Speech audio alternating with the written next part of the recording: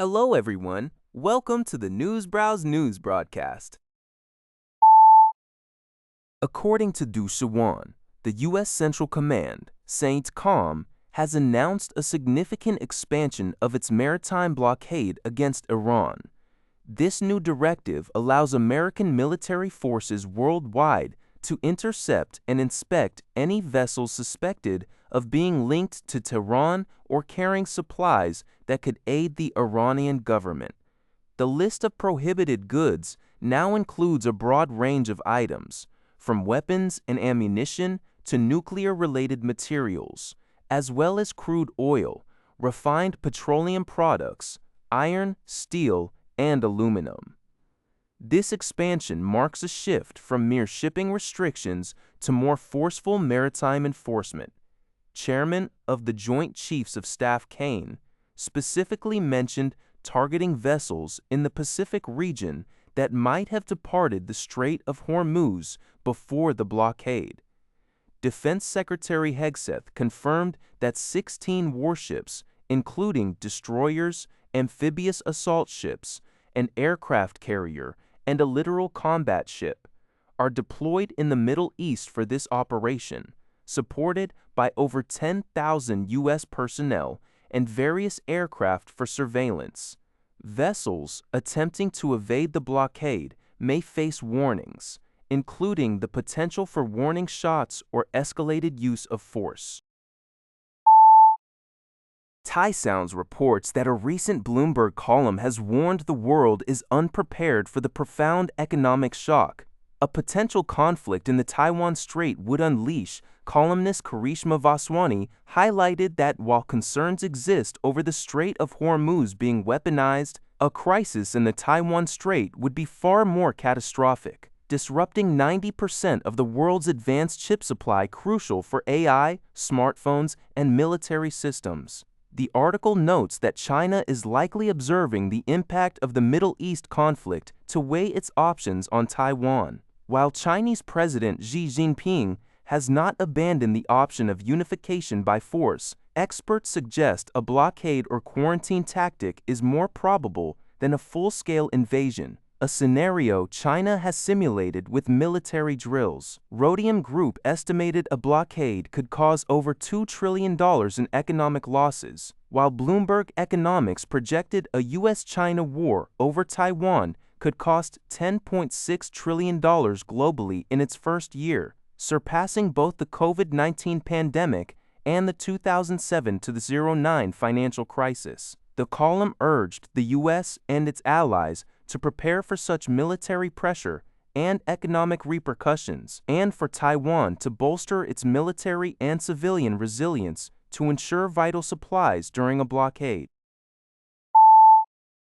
NTD News reports that lawmakers on the House Select Committee on the Chinese Communist Party issued a warning on April 16 regarding China's tactics for obtaining restricted U.S. technology. According to these lawmakers, China is heavily relying on sophisticated smuggling networks to bypass export controls, particularly for advanced AI chips. A recent example highlighted by the Department of Justice involved charging 3 individuals with stealing and illicitly sending $2.5 billion worth of AI servers containing restricted NVIDIA chips to China. Furthermore, the committee noted that the CCP employs a tactic known as distillation, which involves replicating the outputs of high-end AI systems to develop less expensive alternatives, thereby circumventing direct technology acquisition restrictions. According to China.org.vn, China's 2 sessions in 2026 underscored the nation's economic priorities and global strategic role.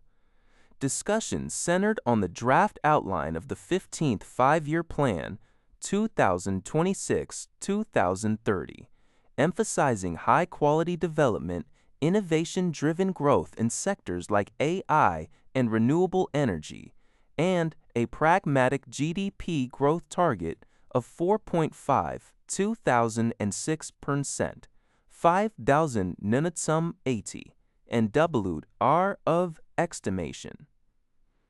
Beyond domestic focus, the session signaled China's commitment to market openness, multilateral engagement, and pragmatic international cooperation, crucial for stabilizing the global economic governance system.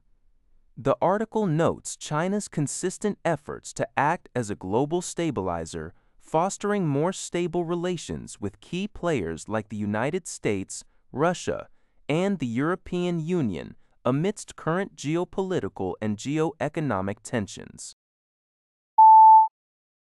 联合早报 reports that G7 finance ministers have unanimously agreed on the urgent need for lasting peace in the Middle East to curb the escalating global economic cost of the prolonged conflict.